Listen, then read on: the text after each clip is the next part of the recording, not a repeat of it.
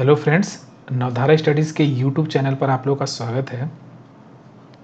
जैसा कि current affairs की वीकली सीरीज चल रही थी, उसमें मैं आज जून का सेकेंड वीक का लेकर आया हूँ। मीन्स कि इसमें 9 जून से 15 जून तक के वन लाइनर करंट अफेयर्स होंगे, जो कि जो रेलवे वगैरह के एग्ज़ाम्स हैं, पीसीएस के हैं, एसएससी के हैं, उन सब के लिए ये बहुत इंपॉर्टेंट है। तो याद रखिएगा, ये जून का सेकेंड वीक का है, वन लाइनर फॉर्म में। क्लियर? तो आइए देखते हैं। पहला देखिए है world day against child labour, means बाल श्रम के खिलाफ विश्व दिवस कब मनाया गया? तो 12 जून को। क्लियर है? उसका देखिए अंतर्राष्ट्रीय अल्बिनिज्म जागरूकता दिवस, ये कब मनाया गया? तो 13 जून को। और इसका थीम क्या था? Made to sign. क्लियर है? ये त्वचा से विशेषज्ञ रोग होता है, उसके लिए एक जागरूकता दिवस मनाया जाता है। तो ये 13 जून। उसके बाद देखिए पर्यावरण प्रदर्शन सूचकांक, जो इन्वायरमेंटल परफॉर्मेंस इंडेक्स 2020 है, वो आया है। तो उसमें क्या है कि देखिए पहले ये कौन रिलीज़ करता है? तो ये एलए यूनिवर्सिटी और कोलंबिया यूनिवर्सिटी मिलके करती हैं। जो कोलंबिया यूनिवर्सिटी की अर्थ साइंस इंफॉर्मेशन नेटवर्क है, और जो एलए यूनिवर्सिटी की इन्वायरमेंटल लॉ एंड पॉलिसी का जो डिपार्टमेंट है, ये दोनों मिलकर के इस इन्वायरमेंटल परफॉर्मेंस इंडेक्स को जारी करते हैं। क्लियर? और इसमें ये लोग क्या करते हैं कि 32 परफॉर्मेंस इंडिकेटर्स पे आकलन करते हैं, इसमें नंबर देते हैं, उसका एवरेज निकालते हैं। उसके बाद जो कंट्रीज हैं उनकी रैंकिंग करते हैं। ये जो 11 परफॉर्मेंस इंडिकेटर हैं, ये 11 डिफरेंट इशूज़ हैं। इन इशूज़ को दो पॉलिसीज़ में बांटा गया। किस किस में? हेल्थ में और इकोसिस्टम विटेलिटी में। तो हेल्थ और इकोसिस्टम विटेलिटी में 11 इशूज़ को बांटा गया। इन 11 इशूज़ से 32 परफॉर्मेंस इंडिकेटर निकाले गए हैं। इस इंडिकेटर्स में नंबर पुट किए जाते हैं, फिर उसका एवरेज निकाला जाता है, और जो कंट्री जितने नंबर के साथ ज़्यादा रहेगी वो आगे रहेगी, और जो कम रहेगा वो पीछे रहेगी। तो डेनमार्क जो है यूरोपियन कंट्री, ये नंबर 1 है इस परफॉर्मेंस इंडेक्स में। नंबर 2 पे लग्जमबर्ग है, उसके बाद Switzerland, United kingdom and France. आपको 5 याद नहीं रखने हैं, लेकिन आप पहला याद रखिएगा कि डेनमार्क है। और इंडिया की रैंकिंग अगर देखी जाए तो 168 है, 168 टोटल 180 कंट्री में। तो ये बहुत ख़राब रैंकिंग है। तो इस साल का ये 168 है रैंकिंग इंडिया का इन्वायरमेंटल परफॉर्मेंस इंडेक्स में। ठीक है? और सबसे अगर हम लोवेस्ट देखें तो लाइबेरिया है, जो कि 180 नंबर पे है। क्लियर? तो याद रखिएगा इसको। उसके बाद देखिए नेक्स्ट, भारतीय रेलवे ने अपना पहला ओवरहेड उपकरण मीन्स ओवरहेड इक्विपमेंट का कमीशन किया। कमीशन किया मतलब इसका मतलब ये चलाना शुरू कर दिए हैं। तो ये कहाँ चला है? पालमपुर टू बोटाड स्टेशन, गुजरात में, 10 जून को। क्लियर है? इसमें क्या है कि ये 2 कंटेनर एक साथ लेकर के ये गए थे। ठीक है? तो ये पहला कमीशन किया गया है इंडिया में। जगह का नाम याद रखें, जगह पूछता है पालनपुर टू बोटाड स्टेशन, गुजरात। ठीक है? अब नेक्स्ट देखिए कि क्यूएस वर्ल्ड यूनिवर्सिटी रैंकिंग है 2021 की आई है। इस यूनिवर्सिटी रैंकिंग में फर्स्ट किसको मिला है? तो एमआईटी यूएसए को। ठीक है? और जो इंडिया की रैंकिंग है वो इस बार पिछले बार की तुलना में और ख़राब हुई है। और अगर इंडिया का फर्स्ट देखा जाए इस यूनिवर्सिटी में तो क्या है? आईआईटी बॉम्बे है। ये कौन से नंबर पे है? विश्व में 172वें रैंक पर है। इंडिया का फर्स्ट है ये, लेकिन वर्ल्ड में कितना है? 172। और अगर इंडिया का दूसरा देखा जाए तो आईआईसी बेंगलोर है, और थर्ड नंबर देखा जाए तो आईआईटी दिल्ली है। इसका मतलब कि शुरू के 200 में इंडिया के 3 हैं, सिर्फ 3 हैं। जो 200 यूनिवर्सिटीज़ हैं वर्ल्ड की, टॉप 200 यूनिवर्सिटी, उसमें सिर्फ 3 इंडिया के हैं, आईआईटी बॉम्बे, आईआईसी बेंगलोर और आईआईटी दिल्ली। क्लियर है? उसके बाद देखिए ये जो फूड सेफ्टी का जो हमारा अथॉरिटी है, उसने अभी सूचकांक जारी किए हैं राज्यों का। किसके लिए? खाद्य सुरक्षा के क्षेत्र में।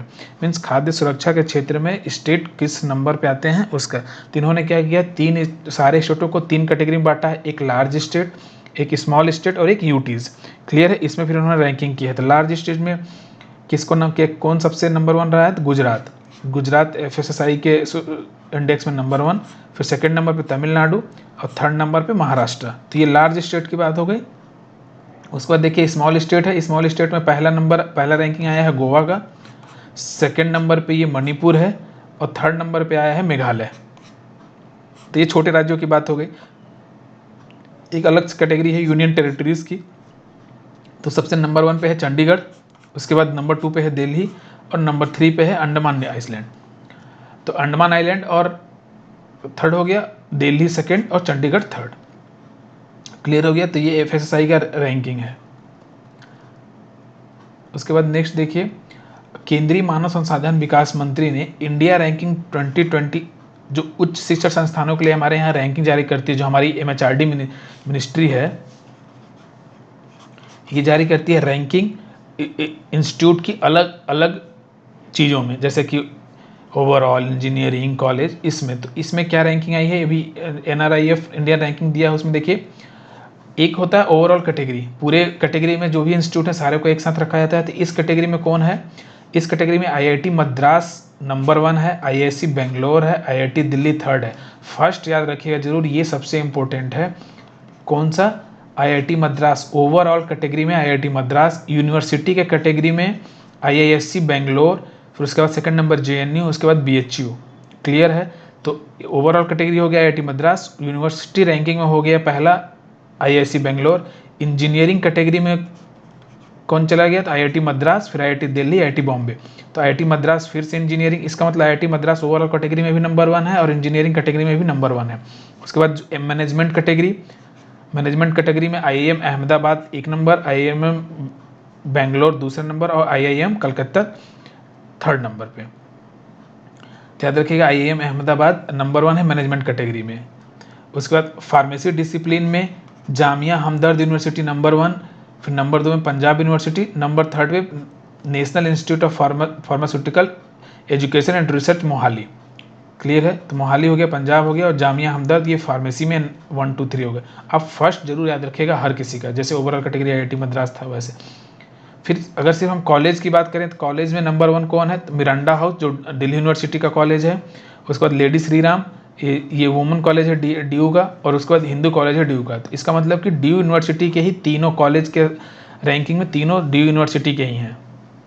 उसके बाद अगर हम मेडिकल डिसिप्लिन की बात करें तो एम्स नई दिल्ली नंबर 1, उसके बाद PGIMER चंडीगढ़ सेकंड नंबर, उसके बाद Christian medical college Bangalore. Clear है। उसके बाद अगर हम लॉ डिसिप्लिन विधि के क्षेत्र में बात करें तो national law school of Indian university Bengaluru number 1 है, फिर national law university new Delhi second number पे है, फिर NALSAR university of law Hyderabad third number पे है। उसके बाद आर्किटेक्ट डिसिप्लिन में इसी तरह आईआईटी खड़गपुर एक नंबर है, आईआईटी रुड़की, फिर एनआईटी कालीकट। फिर उसके बाद डेंटल कॉलेज में नंबर 1 कौन है, तो मौलाना आज़ाद इंस्टीट्यूट ऑफ डेंटल साइंस, फिर दूसरा मणिपाल है और थर्ड नंबर पर डॉक्टर DY पाटिल विद्यापीठ पुणे। क्लियर है। तो ये याद रखिएगा अलग अलग डिसिप्लिन में सारे का आपको पहला याद होना ही चाहिए, और ओवरऑल में आप तीनों ही याद कर लीजिएगा और यूनिवर्सिटी में तीनों याद कर लीजिएगा, इतना आपका काम चल जाएगा। और सबका पहला और इन दोनों का आपको पूरा याद करना है। क्लियर है। अब नेक्स्ट देखिए, भारत सरकार ने बांस पर सीमा शुल्क बढ़ा दिया है। तो ये 10% की जगह पे अब 25% ये इम्पोर्ट ड्यूटी लगा दिया है इंडियन गवर्नमेंट ने बांस से, ताकि इसके जो इम्पोर्ट है उसको हतोत्साहित किया जाए और जो घरेलू बांस के हैं उसकी बिक्री बढ़ाई जा सके। क्लियर है। उसके बाद देखिए एक तुरंत कस्टम लाइन का एक पोर्टल लॉन्च किया है। ये किस लिए लॉन्च किया है कि ताकि जो कस्टम पे क्लियरेंस है, जो सामानें आती हैं इंडिया में, उस पर जो क्लियरेंस है वो त्वरित हो सके, वो जल्दी हो सके। ठीक है। तो इसमें क्या है, कहाँ कहाँ इसको खोला गया है, तो बेंगलोर और चेन्नई में अभी तुरंत कस्टम को लॉन्च किया गया है।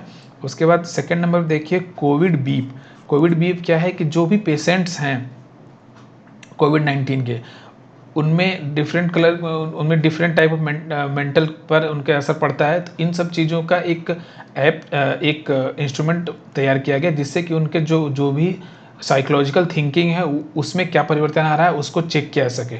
ठीक है। तो इस ऐप के थ्रू उनके साइकोलॉजिकल ऑर्डर को चेक किया जाएगा। तो ये बनाया कौन है, तो ESIC medical college Hyderabad, IIT Hyderabad और डिपार्टमेंट ऑफ एटॉमिक एनर्जी, जो इंडियन गवर्नमेंट का एटॉमिक एनर्जी डिपार्टमेंट है, ये तीनों ने मिलकर इस ऐप को डेवलप किया है।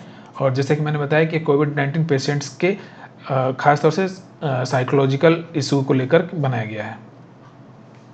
फिर उसके बाद देखिए एक पूनम अवलोकन है।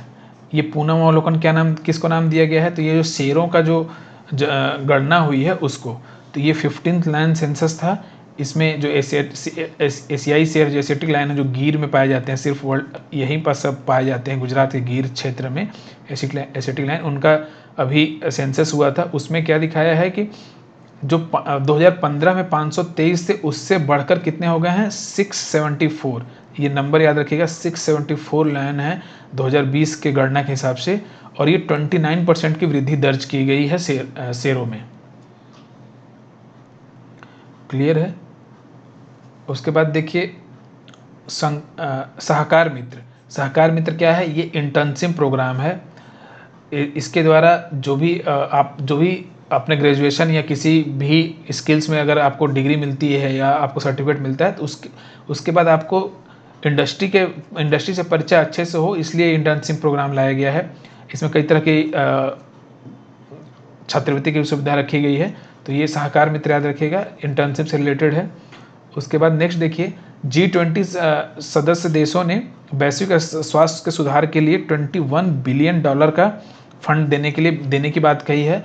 तो ये जो G20 देशों का समूह है, ये कोविड-19 के समय जो भी स्वास्थ्य से रिलेटेड खर्च हो रहे हैं, जो भी स्वास्थ्य से रिलेटेड परेशानियाँ आ रही है, उनको दूर करने के लिए $21 बिलियन का फंड तैयार किया है।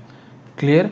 उसका देखिए, उत्तराखंड वन विभाग ने हल्द्वानी में राज्य का सबसे बड़ा जैव विविधता पार्क खोलने का ऐलान किया है। इसका मतलब क्या हुआ कि जो उत्तराखंड राज्य है उसका सबसे बड़ा जैव विविधता पार्क स्थापित किया जाएगा, कहाँ, हल्द्वानी में। उसके बाद नेक्स्ट देखिए, मुख्यमंत्री शहरी पथ व्यवसाय उत्थान योजना, ये शहरी है। तो इसमें क्या है कि जो पथ व्यवसाय, इसका मतलब जो स्ट्रीट वेंडर होते हैं, जो रेडी लगाते हैं, गुमटी लगाते हैं, ठेला लगाते हैं, इनके लिए ये इनके बारे में किया गया, क्योंकि कोविड-19 में उनके ऊपर सबसे बड़ी मार पड़ी है, तो उनको फिर से अपना व्यवसाय चालू करने के में कोई परेशानी ना हो, इसलिए ये लाया गया है। तो ये MP गवर्नमेंट लेकर आई है। इसमें ये क्या बोले हैं कि हम लोन की सुविधा देंगे, ताकि ये अपना फिर से जो इनका धंधा था वो शुरू कर सकें। और इसमें इन्होंने कहा कि 10,000 तक की लोन की सुविधा इसमें रखी गई है, ताकि जो भी वेंडर अपना काम खो बैठा है वो फिर से अपना काम चालू रखे। उसका देखिए, उड़ीसा ने हाल ही में वंदे उत्कल जननी नाम की एक जो गीत है, इसको उड़ीसा गान के रूप में अपनाया है। तो इस गान के याद रखिएगा, वंदे उत्कल जननी नामक एंथम को उड़ीसा ने अपनाया है। उसके बाद प्लांट हेल्थ क्लिनिक, ये प्लांट हेल्थ क्लिनिक कहाँ बनाया गया, मणिपुर में। इसका उद्देश्य ये है कि वहाँ पास एक तो इकोसिस्टम में, उस इकोसिस्टम का हेल्थ अच्छा होगा उससे, और टूरिज्म सेक्टर में भी बढ़ेगी। इससे क्या होगा, डायरेक्ट इनडायरेक्ट आपके इकोनॉमी को फ़ायदा होगा। तो याद रखिएगा, प्लांट हेल्थ क्लिनिक मणिपुर में खोला गया है। उसके बाद बाल श्रमिक विद्या योजना, ये उत्तर प्रदेश सरकार की एक योजना है। इसमें जो बच्चे जिन्हें मजदूरी करनी पड़ती है, उनके लिए ये योजना लाया गया है, ताकि वो पढ़ें और उनका संपूर्ण विकास हो सके। तो इसमें इन्होंने कहा है कि हम इसमें कहा गया है कि जो बाल श्रमिक विद्या योजना है, इसमें 2000 बच्चों को लगभग इस योजना का फ़ायदा मिलेगा। इसमें क्या होगा कि जो भी बच्चा लड़का होगा उसे 1000 रुपये प्रति मंथ दिया जाएगा, और जो लड़की होगी उसे 1200 रुपये पर मंथ दिया जाएगा। और अगर 8th 9th 10th इस क्लास में हैं, तो इनको हर एक बार एक मुश्त 6000 रुपये का और एक प्रोत्साहन राशि दी जाएगी, ताकि ये बच्चे पढ़ें और एजुकेशन के बाद ये अपना जो जीवन यापन है वो अच्छे ढंग से कर सकें उस पढ़ाई के दम पे। क्लियर है। उसके बाद देखिए, सी थ्रम्स through respect equality and empowerment, ये स्त्री का एब्रीवेशन हुआ। तो ये तेलंगाना गवर्नमेंट ने लॉन्च किया है। इसका जो स्त्रियों के खिलाफ जो कई तरह के हिंसाएँ होती हैं, उसके लिए ये प्रोग्राम लाया गया, उससे बचाने के लिए प्रोग्राम लाया गया। और इसमें डोमेस्टिक वायलेंस को एक ज़्यादा महत्वपूर्ण स्थान दिया गया, ताकि जो डोमेस्टिक वायलेंस का केस है वो भी बाहर आ सके, और उससे जो महिलाओं को प्रॉब्लम हो रही है वो दूर किया सके। तो याद रखिएगा, तेलंगाना गवर्नमेंट स्त्री नामक एक प्रोजेक्ट है। फिर आदिवासी छात्रों के छात्रावास, ठीक है, याद रखिएगा, छात्रावास के लिए ISO प्रमाण पत्र प्राप्त करने वाला पहला राज्य कौन बन गया है, तो उड़ीसा। तो उड़ीसा का जो ST बच्चों के लिए, आदिवासी बच्चों के लिए जो छात्रावास खोला गया था, वो ISO सर्टिफाइड हुआ है फर्स्ट टाइम इंडिया में। उसके बाद नेक्स्ट देखिए, दिव्यांग आंगनवाड़ी, जो ऐसे आंगनवाड़ी वर्कर जो दिव्यांग हैं, उन कार्यकर्ताओं को कोरोना योद्धाओं का दर्जा किस राज्य ने दिया है, तो MP। क्लियर है। तो MP ने क्या किया, कोरोना योद्धा का दर्जा दिया है ऐसे आंगनवाड़ी कार्यकर्ता जो दिव्यांग है। तो याद रखिएगा। उसके बाद राष्ट्रीय शैक्षिक अनुसंधान परिषद जो NCERT है, NCERT ने सभी एनसीईआरटी टीवी चैनलों पर 1 से 12 तक के जो ये डिजिटल कंटेंट दे रहे हैं उनके ई लर्निंग कंटेंट टेलीकास्ट करने के लिए रोटरी इंडिया ह्यूमैनिटी फाउंडेशन, कौन हो गया, याद रखिएगा, रोटरी इंडिया ह्यूमैनिटी फाउंडेशन के साथ ही इन्होंने एक समझौता ज्ञापन पे हस्ताक्षर किया है ताकि जो कंटेंट्स है उस पर बेहतरी लाया जा सके। तो याद रखिएगा इसने एनसीईआरटी ने किया है। उसका नेक्स्ट देखिए, गृह मंत्रालय ने स्वतंत्रता सेनानियों के कल्याण के लिए नई समिति का पुनर्गठन किया है और इसकी अध्यक्षता किसको दी गई है, तो जो गृह राज्य मंत्री हैं जी किशन रेड्डी, ये इसके अध्यक्ष होंगे। और ये किस पे रिपोर्ट देगी, स्वतंत्रता सेनानियों के कल्याण पे क्या क्या चीज़ें करना है, क्या चीज़ें किया जा सकता है, इस क्षेत्र में उनको अपना रिकमेंडेशन देना है। उसके बाद नेक्स्ट देखिए, हिमाचल प्रदेश ने शुरू की है पंचवटी योजना। ये पंचवटी योजना क्या है, तो ये क्या करेंगे, पार्क बनाएंगे, मनोरंजन केंद्र बनाएंगे, किसके लिए, वरिष्ठ लोगों के लिए, ठीक है, एंटरटेनमेंट सेंटर बनाएंगे, पार्क बनाएंगे। मेन याद रखिएगा वरिष्ठ लोगों को ध्यान में रख के ये किया जा रहा है। उसके बाद नेक्स्ट देखिए,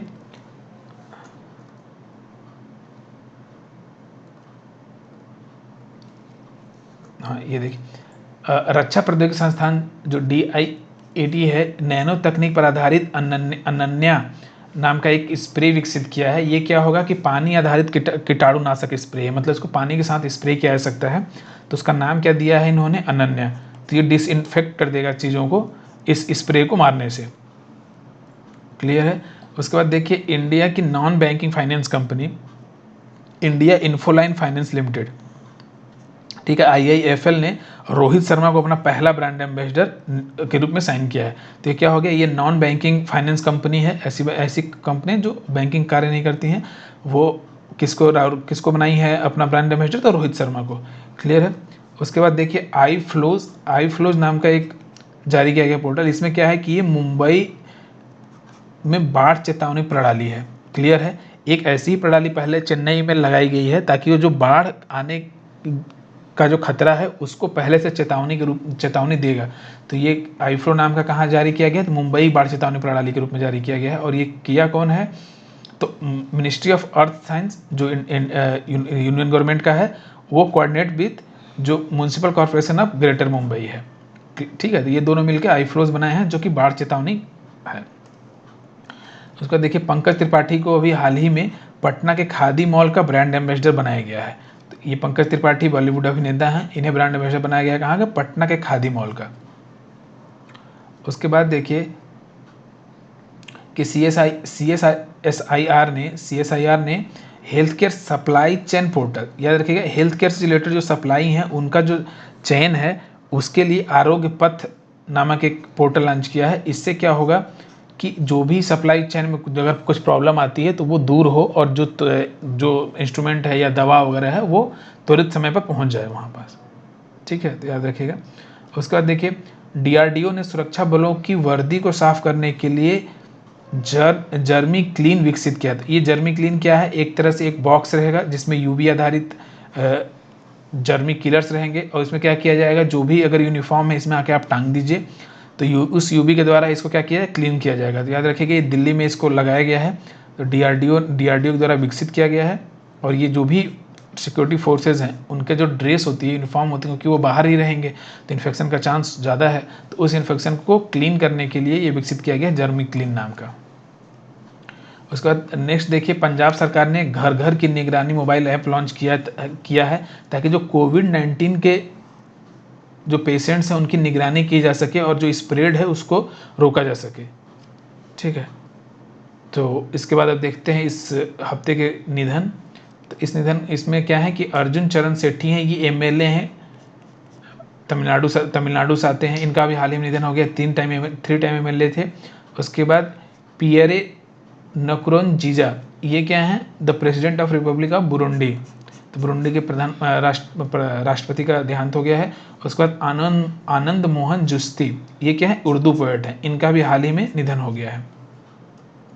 उसके बाद नियुक्ति देखिए, तो जावेद इकबाल वानी, अभी हाल ही में राष्ट्रपति ने इन्हें जज of Jammu and Kashmir high court means JNK के जो हाई कोर्ट है उसके जज बनाए गए हैं जावेद इकबाल वानी को। उसके बाद बुक्स में देखिए, लॉकडाउन लाइसेंस करके एक बुक लिखी है किसने, तो ये शोभा डे ने लिखा है।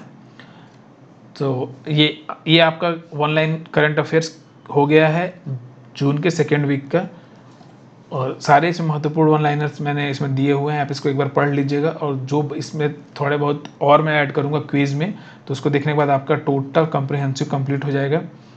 तो वीडियो देखने के लिए धन्यवाद, और पढ़ाई करते रहिए। बेस्ट ऑफ लक आने वाले एग्ज़ाम्स के लिए। और अगर इसका आपको PDF चाहिए तो आप नीचे इस वीडियो के नीचे डिस्क्रिप्शन बॉक्स में टेलीग्राम का लिंक दिया हुआ है, उस पर आप जाके जुड़िए और वहाँ से आप डाउनलोड कर लीजिए। और यूट्यूब अगर आप देख रहे हैं तो सब्सक्राइब कीजिए। ट्विटर पे आप हमसे जुड़ सकते हैं, फेसबुक जुड़ सकते हैं, इंस्टाग्राम पर जुड़ सकते हैं। कोई भी अगर क्वेरी है तो आप वहाँ पूछ सकते हैं बेधड़क। तो आप पढ़ते रहिए। धन्यवाद, थैंक यू।